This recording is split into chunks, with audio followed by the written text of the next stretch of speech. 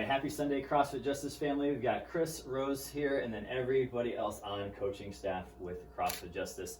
We're here to kind of talk about heart rate-based training for CrossFit, of course, just how that helps you guys with health, wellness, longevity, and some of your fitness goals overall. We've got quite a few new members here, which is totally awesome, but want to make sure no one's really slipped through the cracks on us and we all have the same kind of mission, vision, and understand why it is why we do what we do in the gym on a daily basis. So that's going to look like a couple of different things going on down the line here. We want to discuss our coach's origins, why we got started, how it's elevated each of our fitness, how this is applicable to you and where you are in your health wellness journey, recoverability in class, and then some kind of training methods to help you just get started or continue and elevate your fitness journey. So I know Rose and we had some really good experiences with heart rate based training early on, and that's in large part to Coach Vaughn and how he got us started. And so I just want to hear a little bit about that story, maybe 4 minutes or less. Sure. I hear about that. Let's see. Like many of us, I fell in love with CrossFit. It had a huge impact on my life. But like many of us, as I got better and better at CrossFit, I started training more and more and getting better and better, and was so excited about the improvement I was seeing that I really wanted to make a go at seeing how far I could take this thing. And the recipe at the time, at least, was if you want to get really good at CrossFit, you just did more CrossFit, right? And so that one workout a day turned into adding this piece, and then it turned on to working out twice a day, and then all this stuff. But at some point, right, we're not going to be doing burpees 24 hours a day, right, in the name of getting better. So there's some crossover point where I was definitely overtraining, and that expressed itself in, even though I loved my time in the gym, outside the gym I was always tired, I was always beat up and sore, I was grouchy with my family. They actually, I went and saw a sleep specialist because I thought I had sleep apnea, but no, it just turned out I was just simply overtraining. And what that was doing was, as much as we're all very passionate about CrossFit, our tombstone is not going to mention anything about CrossFit. It's going to say devoted father, devoted brother, husband, all those things, right? And those were the things, those relationships were the things that were deteriorating because I was such a wreck outside of the gym. And fortunately, I had a good friend, Max Finkbeiner, and we can't talk about any of this that's happened without Max. He used to be a professional cyclist, great CrossFit coach. He started going on a slightly different path because he'd experienced the same thing I did with the amount of overtraining that I had, and introduced me to the idea of heart rate-based training that they applied to cycling, and he applied it to CrossFit. And so when I called him to say, okay, I'm ready, I am all in, I'm ready to train 24/7, whatever it takes, his answer was to actually slow down and to do this heart rate based training. And because I know Max for so long, I trusted him. And instead of going, 3 different pre-workouts and get ready to go punch Godzilla in the face training, I came in slow, and I started working out at 120 beats a minute. And that looked like all of a sudden all my bros I used to just go crazy with, I'm in the corner doing 110 pound deadlifts, doing box jumps every 3 seconds, trying to keep this heart rate down. And everyone looked at me like I was totally crazy. And Max finally came to our gym and gave a great talk, kind of trying to convince everyone that maybe this is a new way to go. And the reaction was incredibly divided. Because I think we have this philosophy in CrossFit where you either are going to be the tortoise or the hare. You can be the tortoise and do CrossFit for health and move slow and whatever, or you can be the hare and just go bananas crazy and be this awesome competitor. But there wasn't much overlap. And what Max was showing us is that you can actually train like the tortoise and compete like the hare. And you don't have to go crazy every single day and smash yourself to still see huge benefits elsewhere. And when he gave this talk, we had this division, it was at the worst possible time because it was about 4 weeks before a local competition that many people in our gym were competing in. And we had this group of people over here training like crazy, like I used to do and loved to do, over here smashing themselves. And then you had me over here training slow. And we got to this competition, and it was like a battle of philosophies almost. And I felt all this pressure, and I didn't know how it was going to go either. I'd only been doing this for a couple of months. and I ended up exceeding everyone's expectation, including my own, barely missing the podium at this competition, and that really made believers that, wait a second, here's this guy that's been going slow in the corner, but on game day is smashing it. And those other relationships I talked about were all better because I could leave the gym and not be a wreck. I had more energy outside of the gym and more of myself to give to those people around me. So I really was able to, through this experience, mesh the best of those two worlds, where I could train in a sustainable way that gave me enough energy to really take care of those relationships in my life I wanted, and still show up on game day and compete really strong. That's awesome. So, yeah. So what I'm kind of gleaning from that is you had a relationship with Max. You say there's trust there, and you humbled yourself to kind of, at that point, his process, a unique process. And it wasn't easy to trust the process, because I'd often walk out of the gym, let's say doing a workout like 110-pound deadlifts and some box jumps, and it would take 20 or 25 minutes. I felt fine. And I'd leave here feeling like I didn't do anything, right? And I'm used to feeling like if you got a good training day in, you feel like you do after Fran. You are on your back. You can't imagine doing anything else. You can't even imagine like walking around Costco later that day. You are done. Right. And to think that you can walk out of the gym still feeling good and still get some training in was a weird thing. So it's hard to trust that process. But again, having not only that one competition that goes well, but now hitting, exceeding many of my goals I had in the competition arena in CrossFit really has solidified my belief that you can train like a tortoise and compete like a hare. That's so cool. Yeah.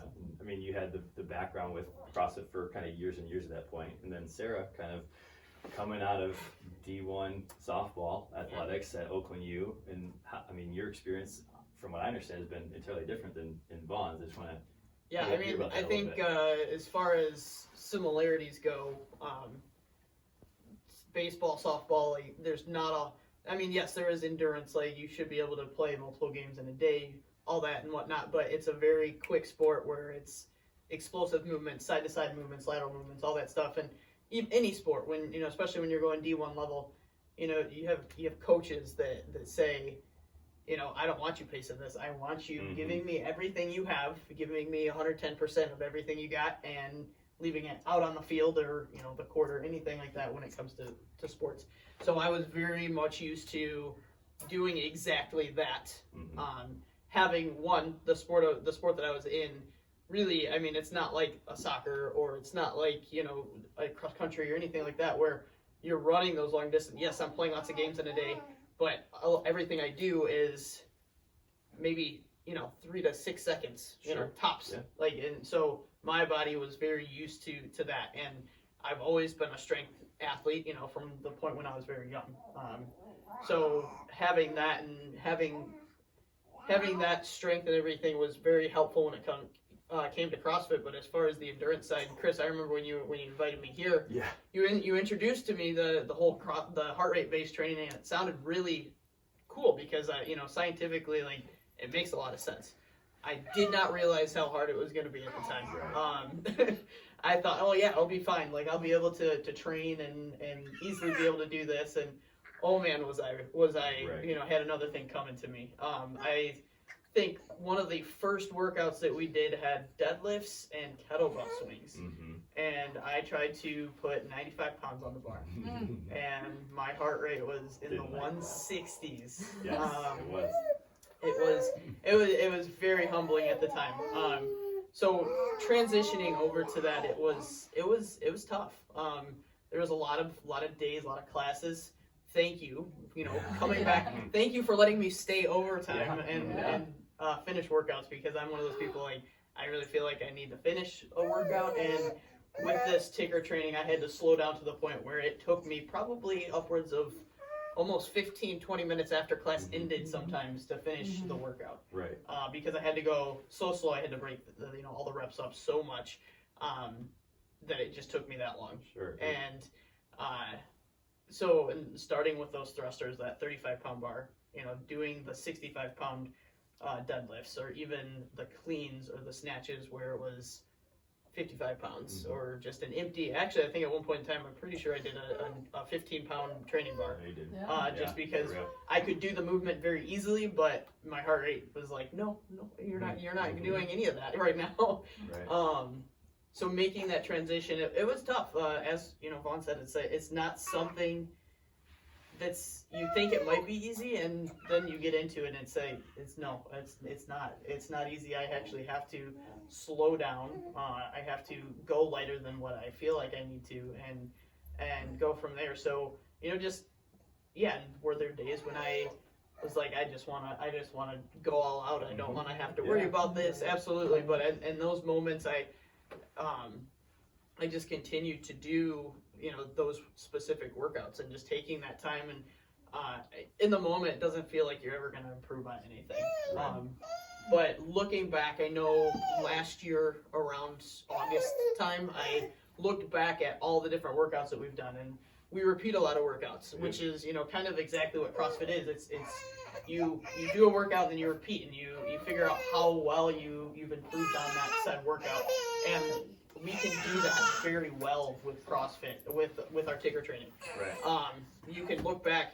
I know there's a workout we just did this week. It was the rowing and the squats, and the air squats. We've done that quite a few times. And I remember when I first did it, and then each time I've done it from there on out, like, I've looked back at the different times and the different scores I've gotten, and it's gotten better and better each time, which is, it says something. Right, shows the progress. But even when I did the look back on all the different workouts that I've done in the past, it's I've seen not only has times gotten better, but the movements that I've done have improved in relation to, I can do more weight now with my heart rate being lower, or I can now do an actual pull-up, and with my heart rate being lower. Because I remember when I first started, I tried to do the banded pull-ups, but my heart rate was not having it. So I would do the ring rows, I would do all that, because holding onto a bar would my heart rate would skyrocket. I was going to ask, as a strength-based athlete, do you feel the endurance training did anything to your strength, better, worse? How's that affected that? I know it's a big concern for strength athletes. So I'm going to get weaker. Which, I'm here to say, you won't. Because I still stayed strong. I stayed strong the whole time doing that, and I've gotten even stronger now. I remember when I first started here, we had done a deadlift 1 rep max, and at that point in time it was 295. And then we just tested deadlifts this week, and I did 325. And I failed at 335, but I probably could have done 330, and I've gotten stronger overall. So, and being able to have that endurance background as well as the strength. I think that's the big goal of CrossFit in general, is being good, somewhat good at everything, not just a specialist in one spot. So am I proud that I'm strong? Absolutely. But I wanted to get better at the running. I wanted to get better at the gymnastic stuff and everything like that. Now I can do that one, making sure I'm moving well, and then two, also not going out of the gym and feeling I'm just dying every single time, which was really, really cool. And then as far as I know, nutrition was a big thing in that too. Yeah, keep doing what we do. Vaughn, all the credit goes to him. He helped it with everything. He set everything up with me, and it started just with so simple. It's just all right. We're just gonna look at your goal is just to have this this many calories, and then don't even try to figure out what you're eating. And as time went on, I found that, wow, this is a lot more dense in this calories than I thought it was, and these portion sizes are not what I thought they were, or I was not getting the amount of protein that I thought I was getting coming in. So it really made me kind of look at my choices throughout the day to help with my heart rate, which and I noticed a difference almost instantaneously with my heart rate, eating the more whole the whole foods, the vegetables, the fruits, not necessarily all the processed stuff, the granola bars and stuff like that, like chewy bars and stuff. I noticed a big difference between that my heart rate, my heart rate's actually lower, you know, and it was just, it's really cool to see all those differences that food can do, sleep can do, you know, just stress in general can do for your heart rate. So what I'm gleaning kind of from what Sara said, because there's a lot of really good words, is back when we started, is that you've kind of earned the right to lift more weight, to do higher level skills. And it's not just by accident. You were patient. You were there 15, 20 minutes after classes. So you're like, yep, I've got the time. I'm going to dedicate that to myself and to my training, which is awesome. And then towards like the end of what you're talking about is it then came back to my habits and my nutrition and my sleeping. And that only helped my patience and like reward me with extra beats and more weight and higher level skills. Yeah, absolutely. Awesome. And you know, I listened to another podcast recently that it's, you know, it's learning to fall in love with the process and not necessarily just looking at the end goal. The end goal, it's great and all, and it's great when you do reach it. But when you only have that end goal in mind, and you totally despise what you're doing every single day and not loving that process, it makes it 100 times harder to reach that goal. Yeah. So when you learn to fall in love with the process, to fall in love with the practicing the movements and falling in love with the process of learning the nutrition and all that, it makes that end goal, I made it, like I did it, cool, but I actually really enjoyed learning, enjoyed experiencing that process throughout all of it. You're living the life, and that's what it's all about, right? That's really cool. And so kind of like turning our attention from, you know, you've been in the game for a long time, Vaughn. Sara's been doing D1 athletics. Coach Krys, you've been kind of doing the endurance game. Yes. And, you know, you just finished, you know, a couple months ago now, your first half Ironman triathlon. That doesn't happen by accident. We spent a lot of time together, a lot of extra training. How has maybe the strength side helped you with, like, kind of coincide with your endurance side? Because you clearly have that. So I have a great engine. Yeah, you do. And not in a stuck-up way. She has a very good engine. We'll say that for her. I love endurance. So that the running part of the triathlon wasn't going to be a problem per se. Sure. So meeting with Krys a good couple times a day, a week. Sorry. We learned my imbalances. My imbalances, I'm weak. I can run forever. My average marathon time's like 3 hours, 10 minutes, you know, not probably now, but in the day. So I said, yep, I want to do this half Ironman, which has always been a goal. Sure. I've done many sprint, Olympic. So we knew it's, you know, a swim, bike, run. So we focused on the swim first, which working with you and the strength training part of that, the dry land training, was amazing. And from June, July to August, we really focused in those 3 months. What you did with me, very individually working each side, upper body, lower body, single arm, single leg. That's what it took to get in that water and to see that change from June to July to August. And I'd come back and tell you, I said, oh my gosh, I'm actually pulling. Right.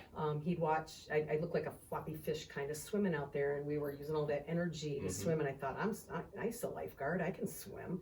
Well, not for an hour, 1.2 miles. So the strength piece was what it was all about. And then consistently coming here, like I've always come to the gym, and getting all the aerobic stuff with your WODs, every day. Then switching to, we're going to be on that bike a long time. That to me was facing a marathon on a bike.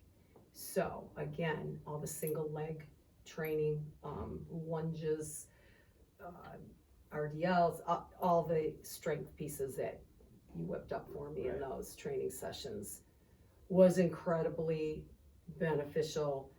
And I didn't want to stop. I didn't want to come off that bike. And then I didn't, but I had the endurance part wrapped in my head all along, but that was based on marathoning, just one single entity running. So I'm like, okay, 4.5 hours, I can do that. Well, when I hit that point in the triathlon, I was actually getting to the run, my strength, and it went really well for a while. But because of all the strength training I did with you, that last hour, that last 6 miles of a 13.1, is what I could just endure through and kept okay form. It wasn't fast, it wasn't pretty, but it was strong, and I quitting was never in my brain at all. Yeah.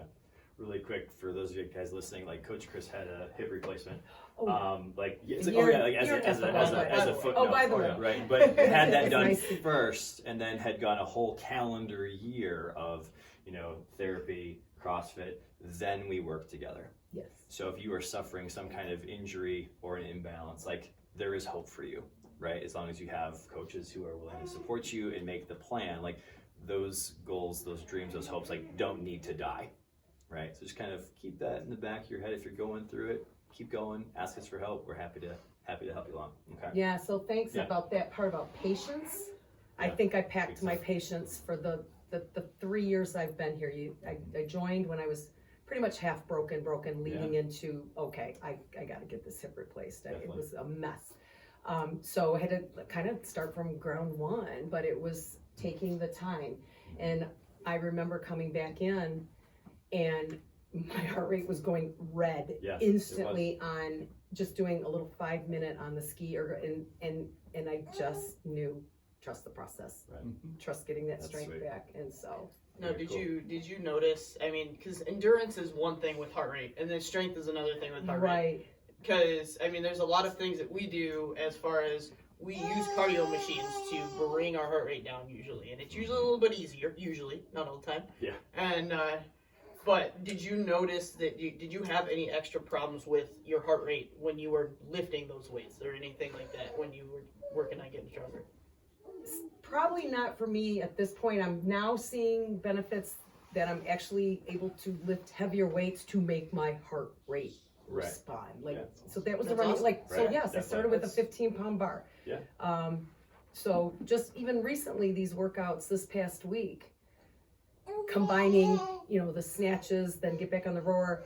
Now that's real CrossFit, and I'm able to really feel what it feels like lifting weights and feeling like I feel like kind of when I run endurance. If Right. that makes any.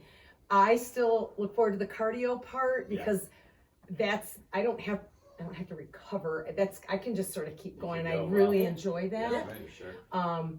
And I hope to hit that red if you challenge us with a 4 or 5 red day, because Yeah. I don't I want to guess sound you- weird, but No. it's Yeah, that's hard that for me dragon, to yeah. get to that 5 Yeah. doing snatches or what Yeah. you Yeah. guys do so easily. And I don't hit that red anymore, like doing my double unders and all that. So But I it think, is I think You that's made something double to so be said. the script has flipped. That's something to be said though Thank that you. that you can have it at that, because Yes. I mean that's definitely not the norm for many people. It's Right. you know that's they'll hop on an echo bike and they're going what 40 Going 40 through the mud RPMs on and, the echo, they're in the like- orange or almost red, you know, Right. with those. They're dying already. So yeah. I mean, it's really cool to see that that it is possible to be at that level where you're actually trying to push yourself and Right. you're reaching that muscle fatigue before the heart and the lungs go. Yes. I think the three of us, though, to kind of sum up, make a really interesting case study, because you have an endurance athlete that through this kind of training found a brand new gear that she never had before. Totally. You have a strength athlete that already had that intense gear but didn't have the other pieces, and by training the other pieces, she went and found that that gear was still there when she needs it. And you have a guy like myself as a CrossFitter that had that gear but was able to kind of maintain it, even though I changed my training entirely and made it easier. So we all are finding that when we go after peak performance, we are able to find it there, even though we've really changed the way that we have gone about getting it, and all of our backgrounds would have. Exactly. Yeah. And that's what like training is all about. You know, adding tools to your toolbox. We say this often, you know, and just kind of rounding out the complement of things that we are able, not unable, but able to do. And so with Teri, we have a whole new scenario. And so we love this, and it's like, no, like CrossFit's not for me. I can't do it. It's too intense. I don't understand. Like, I can't do that. And so coming from having twins in May, like how did heart rate based training kind of help you along your path and having these beautiful, healthy children of yours? Yeah, so obviously we have the cameos from Susan and They're Stella. around. Yeah. So they are 6 months old. So about a year and a half ago, I walked into this gym, and heart rate based training was totally new ball game for me. So kind of like Vaughn, not as awesome as Vaughn, but I did start CrossFit in that all the time red zone. Like, if you're not on the floor dying, are you doing CrossFit? Right. So when I came here and I was like, okay, I warm up with 85 pounds, it's no big deal. And Krys was like, all right, we're just gonna use 55 today. And I'm like, are we? So when I picked up the bar, I was like, okay, this is easy. And then I look up and I'm like red. I'm like, oh, what the heck is this? Yes. This is voodoo, I swear. Set me up. But then the next day we did like thrusters, and I was like, okay, 55 pounds is like way too much. My heart rate's going up. I have toes to bar. I know how to do toes to bar. I can't keep my heart rate down. What the heck is going on? Yes. So kind of slowing it down and like really taking it easy on the weights, it's a whole different ballgame. And I was able to, like Vaughn said, go do things outside of CrossFit instead of like die and then go on the couch and try to recover until the next day. Yeah. So in my heart rate based training like start, I found out I was pregnant with twins, which was the twins was a huge surprise. So when I went to the doctor, they said, okay, you know, you got to take it easy. Like, you're considered high risk pregnancy now. So things that you used to be doing, you kind of have to take it easy. So being heart rate based training, I'm like, sweet, like I see my heart rate, I know what it is. So when they say, okay, you got to kind of not surpass, you know, being around 130, I'm like, okay, I can do this. Right. You know, coming into CrossFit, it wasn't daunting. Like, you know, it was, okay, we're in the 2-3 zone anyways. I can stay there. And, you know, going into maybe a 4-5 heart rate day, I would have to take it easy. And then that kind of led me into doing my first CrossFit Open pregnant. And, yeah, it did. You know, it kind of says something about CrossFit that I was, I think, what, 8 months pregnant when we did it, and I was able to scale everything. You know, it was not the same experience, but I was still able to experience it with that community vibe. So awesome. Then kind of leading into after the twins came, I'm still trying to get used to the whole mom life, CrossFit life game, but it's nice knowing that I'm going to come in here, get a good workout in, and be able to keep up with chasing my girls around and like meeting their needs too. So just a lot of great things to be said about heart rate based training. Thank you. Yeah, just kind of like encouraging. We have a couple other young mothers and to-be mothers in our space right now, and so just to know that this is a great tool that they can utilize can only help more people in our community. I love that. Vince, you've been waiting so patiently, and so we appreciate you for that. And so, Vince, you kind of have like a little different background coming from the garage gym experience. You did one of our competitions, and we reached out like, hey man, we'd love to see you in our space more. He's like, hell to the yes, I want to be there, I want to be part of what you got going on. How is like heart rate based training kind of helped guide and just structure your health wellness journey? Right, so I actually came from more of like when I was a teenager, it was all about like the bodybuilding. Like I did that for years, and honestly just got kind of bored with it. And I actually fell in love with CrossFit through watching like the YouTube games videos. I think like, we all did earlier. I literally every day, that was my motivation, and that's how I kind of got into CrossFit and kind of got some equipment and got a little, you know, decent little garage gym going, you know. And the one thing that at first, I'll say stress at first, appealed to me about CrossFit was these guys that were just like going so hard, and you know, they're just laying on the floor sprawled out, like, man, look at the effort they're putting in, and like, wow, that's cool. And that's kind of how I started. I would pull up workouts off the wad well, and I would go out in the garage and I would just go for it, like best possible time I could get, and I would be, you know, sprawled out on the floor, just sweating and panting. And you know, I did that for about a year, and then after about a year, it's like kind of got old. And you know, I know Vaughn already touched on this, like being sore all the time. And next thing I know, you know, you're going in the gym and a warm up that should take like, you know, 10 minutes, taking 45 minutes because I'm stalling. Because I don't even want to, I'm kind of done with this. I don't want to do this, you know. And it was about maybe a few months of that, and just kind of just not really wanting to do it, but still hanging in there. And then I signed up for the 333, Right. and that's how I found CrossFit Justice. And I didn't really know much about the whole heart rate based training, but I did know that doing what I was doing in my garage was probably coming to an end, and I kind of felt like I was spinning my wheels anyways.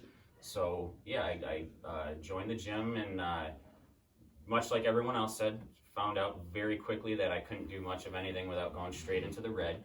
And you know, I was always one of the people at first that would, you know, I would just go until I would get past my zone, and then I would kind of stand around and wait for it to come down. And Krys, you know, would always, you know, okay, you don't necessarily have to, you know, he would teach me how to keep moving smoothly and not get into the red and have to stand there for 20 seconds and wait for my heart rate to come down. And I think it was Sara, or maybe it was Krys, said trust the process. That was one thing that was always being preached to me, like, you know, I know you're frustrated right now. I know your heart rate isn't where you want it to be, but trust the process. And they were right. You know, a few months later, I was noticing that I could keep moving, and my heart rate wasn't, you know, going straight into the red, and I was able to stay in the proper zones. And yeah, then a lot of times, you know, you would get done with the workout, and you're like, all right, yeah, it doesn't feel like I really, you know, taxed myself too hard, but you start doing the math, and it's like, man, I still put in a lot of volume. Yeah. And, you know, I'm not dying right now. And that's a pretty cool thing. And so I guess basically what I'm saying is it's a more sustainable way to train, because like I said, doing that just all out thing every day, it's just, it gets old. Right. And, you know, had I not found you, there's a good chance I might have just like moved on to maybe stopped training for a while or moved on to something else. Yeah. So I'm very glad that I found this heart rate based training, because it is very sustainable, and it's not something that you just go in and you're just like, oh god, this is going to be horrible. You know, it really is a good way to go, and just keep going and keep moving in your fitness journey. Cool, thank you that's a lot of great information. What I'm gathering from you is just like how intentional you were about your process. Like, kind of listening to those around you, like, yep, this is what I want to do, as opposed to stopping my fitness journey. Right, and exactly. That's awesome that you turn that, like that table, you turn that trajectory. That's really cool. So Rose, we're kind of coming to you. We're talking about this kind of recoverability thing. Is it opposed, like, as it entails like two kind of people in their training and what they are able to do. So I think Rose and I have very similar abilities, and our heart rates recover. But let's say Rose and I do the same kind of like workout, the same weights and whatever, and like my heart rate is higher than Rose's doing the same thing. Rose, who's the more fit individual? Yeah, right. So the person with the lower Sara. So the person with the lower heart rate is gonna their body's gonna be doing more work with less effort. So one, yes, you can recover better from that effort, but even while you're doing those movements, your body's not working as hard. It's not as inflamed. It's not going to need as much recovery. So when you're done with your workout, first of all, you're going to feel better. You're going to feel like you have energy, like, oh, I can do more of that thing. So that's number one, is you should just feel better immediately, but then also your body recovers more, because like I said, it's not going to be as inflamed. You're not going to need 3 days off before you come in again. You can come back the next day and do more work. So over time, the person who can slow down a little and have maybe a little lower heart rate gets in maybe 5 days of training, and the person, you know, who has a higher heart rate, who's more inflamed, aches, pains, injuries, they might not come back for a few days. Over time, they're going to be less consistent because they're in the gym less often and overall making less progress. So recoverability within a workout, but then also, again, in the long run, and being able to come back and do these things again and again. And like Vince said, not get burned out of it, because it's very balanced training. Right. Not only that, but, you know, just, I mean, Vince, you also mentioned the volume portion of this. I know a lot of times when we talk through these workouts and everything, we don't necessarily tell everybody how many reps they're actually doing. Yeah. And that's a coaching tactic. So then at the end, we're just like, guess what? You just did X amount of thrusters. How do you feel right now? Yeah, right. Well, I feel pretty good, actually. Yeah. That is the main goal of what heart rate based training is, and to be able to do X amount, 100 thrusters, to be able to do 150 wall balls. I mean, one of a classic CrossFit workout is Karen, right? 150 wall balls for time. When you do that alone, I mean, your legs are shot, like you're smoked, right? But we've done in other workouts, we've done 150, even upwards of almost 200 wall balls in a workout. Right. Yeah, is it over a longer period of time? Yes. Yeah. Yeah. Do you feel a whole hell of a lot better? Yes. Yes, you do, and you can come back the next day. You might be a little sore because hey, maybe I haven't worked these leg muscles as much as what I thought, or maybe I'm just starting out on this journey. So yeah, you might be a little sore, but it's the kind of sore of I can still do something. I am not like Not just injured. confined, Not injured. confined Right. to the couch, which I think is awesome about this training. Totally.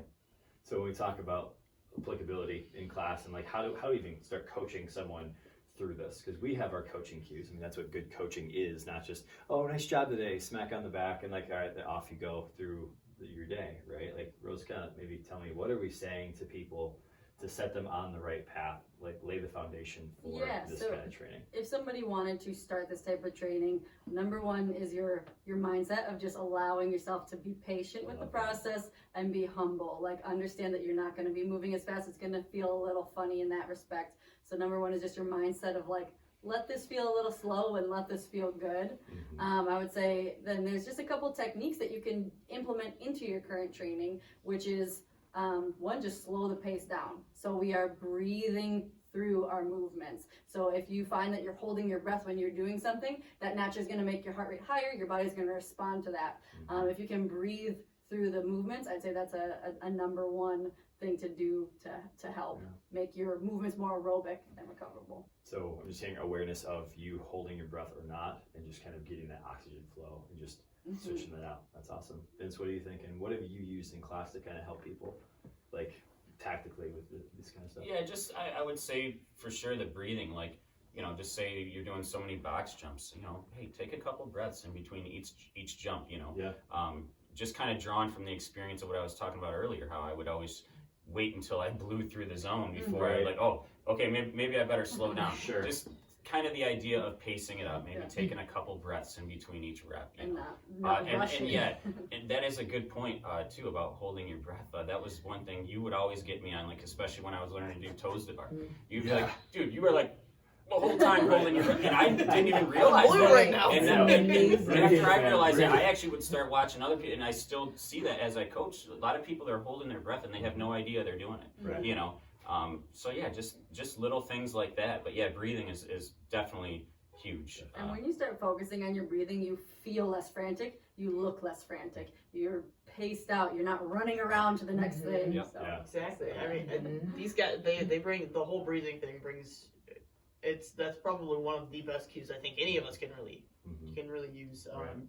And I know something that I like to use is not only paying attention to your breathing during an exercise, but the transitions between all the exercises. That's huge. So I think I had mentioned before that we add a lot of cardio machines into our workout. So whether it be a 10-calorie row or let's row for 500 meters, like in between these two movements, like these thrusters and these pull-ups or something like that.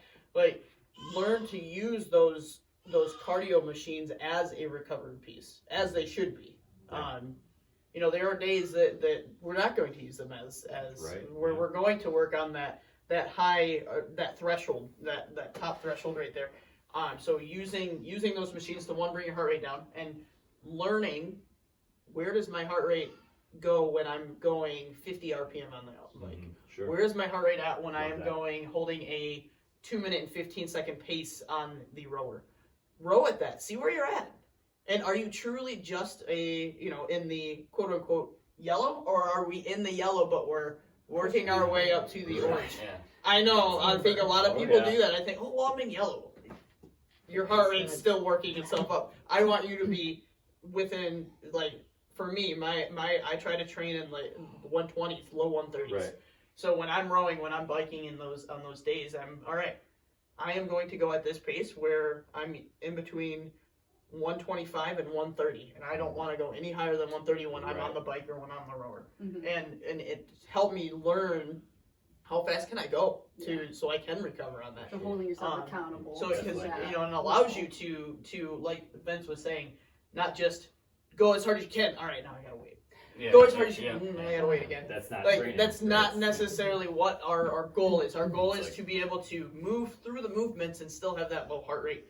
And I know that we talked about the breathing, and I'm just gonna preface with saying that we don't do that all the time. When we're doing our lifting, we do hold our breath. That is something you really want to do. So it's really during these other movements to help keep the heart rate down, and I think that's an important concept that you know when to do the certain things. You know when to hold your breath. You know when you need to breathe and whatnot. So before we kind of get to Chris here, I want to say kind of two things. One, it's kind of like if you're training in like the yellow zone, for instance, there's a bottom portion of that yellow and an upper portion of that yellow, right? So if we're saying just train exclusively yellow, which is kind of rare, we usually say green, yellow, whatever.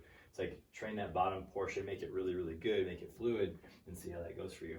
Two, it's kind of like this kind of training is a vibe almost. And I hear you saying that, like running frantically from the barbell to the rower to the bike to the pull-up bar, whatever. It's like just you watch how people in our facility move, and it's not frenetic. Like, just calm down.